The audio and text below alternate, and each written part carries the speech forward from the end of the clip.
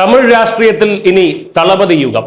എല്ലാ രാഷ്ട്രീയ ചർച്ചകൾക്കും അനിശ്ചിതത്വങ്ങൾക്കും വിരാമമിട്ടുകൊണ്ട് തമിഴക വെട്രിക്കഴകം അധ്യക്ഷൻ വിജയ് ഇന്ന് തമിഴ്നാട് മുഖ്യമന്ത്രിയായി സത്യപ്രതിജ്ഞ ചെയ്യും.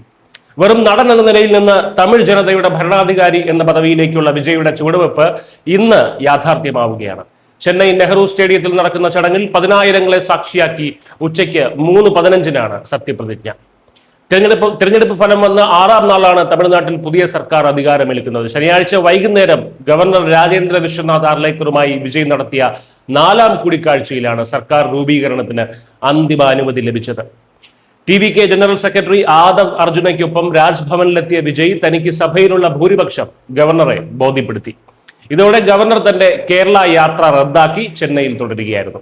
അദ്ദേഹം ഇപ്പോൾ കേരളത്തിന്റെയും ഗവർണറാണല്ലോ. ഇന്ന് പുലർച്ചെ മുതൽ തന്നെ ചെന്നൈ നഗരം TVK കൊടിയുടെ നിറമായ മഞ്ഞക്കടലായി മാറിക്കഴിഞ്ഞു. ഈ വിജയത്തിലേക്കുള്ള വഴി അത്ര എളുപ്പമായിരുന്നില്ല. 2026 നിയമസഭാ തെരഞ്ഞെടുപ്പിൽ 108 സീറ്റുകൾ നേടി TVK ഏറ്റവും വലിയ ഒറ്റകക്ഷിയായെങ്കിലും കേവല ഭൂരിപക്ഷമായ 118 എന്ന സംഖ്യയിലേക്ക് എത്താൻ വിജയ്ക്ക് 12 സീറ്റുകളുടെ കുറവുണ്ടായിരുന്നു. കഴിഞ്ഞ കുറച്ച് ദിവസങ്ങളായി തമിഴ് രാഷ്ട്രീയത്തിൽ വലിയ അനിശ്ചിതത്വമാണ് നിലനിന്നിരുന്നത്. ആരാകും വിജയെ പിന്തുണയ്ക്കുക എന്ന ചോദ്യത്തിന് ഒടുവിൽ കൃത്യമായ ഉത്തരം ലഭിച്ചു. ആദ്യം DMK കോട്ടയിൽ നിന്ന് വന്നത് കോൺഗ്രസ് ആയിരുന്നു. പ്രതിസന്ധികൾക്കൊടുവിൽ കരുത്തുറ്റ സഖ്യം രൂപീകരിച്ചാണ് വിജയ് ഇപ്പോൾ അധികാരത്തിലേക്ക് എത്തുന്നത്. വിജയുടെ രാഷ്ട്രീയ നീക്കങ്ങൾ ഫലം കണ്ട കാഴ്ചയാണ് നമ്മൾ കണ്ടത്. അവസാന നിമിഷം വിടുതലൈ ചിരുതൈകൾ കക്ഷി VCK, ഇന്ത്യൻ യൂണിയൻ മുസ്ലിം ലീഗ് എന്നിവർ നിരുപാധിക പിന്തുണ പ്രഖ്യാപിച്ചതോടെ വിജയുടെ വഴി തെളിയുകയായിരുന്നു. ഇവർക്ക് പുറമെ CPI, CPM എന്നീ പാർട്ടികളുടെയും പിന്തുണ വിജയിക്കുന്നുണ്ട്. ഇതോടെ 121 MLA-മാരുടെ പിന്തുണയോടെ സുരക്ഷിതമായ ഭൂരിപക്ഷം ഉറപ്പിക്കാൻ TVKക്ക് സാധിച്ചു.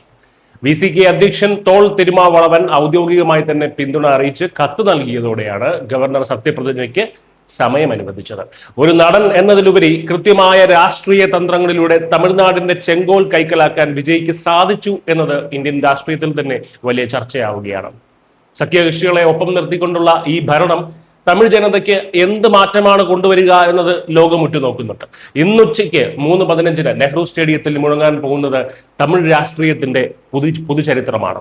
എന്തായാലും ബംഗാളിലും തമിഴ്നാട്ടിലും പുതിയ തലവന്മാരുടെ പട്ടാഭിഷേകം തീരുമാനമായി. പക്ഷേ നമ്മുടെ കേരളത്തിൽ മാത്രം മുഖ്യമന്ത്രി കസേര ഒഴിഞ്ഞു കിടക്കുകയാണ്. KC OC അടിച്ച് VDയെ വിഡ്ഢിയാക്കുമോ അതോ ഇന്ദിരാഭവന്റെ മതിലും ചാരി നിന്ന രമേശനൊടുക്കം കസേര കൊണ്ട് പോകുമോ എന്നറിയാൻ ഇനിയും നമ്മൾ കാത്തിരുന്നേ മതിയാകും.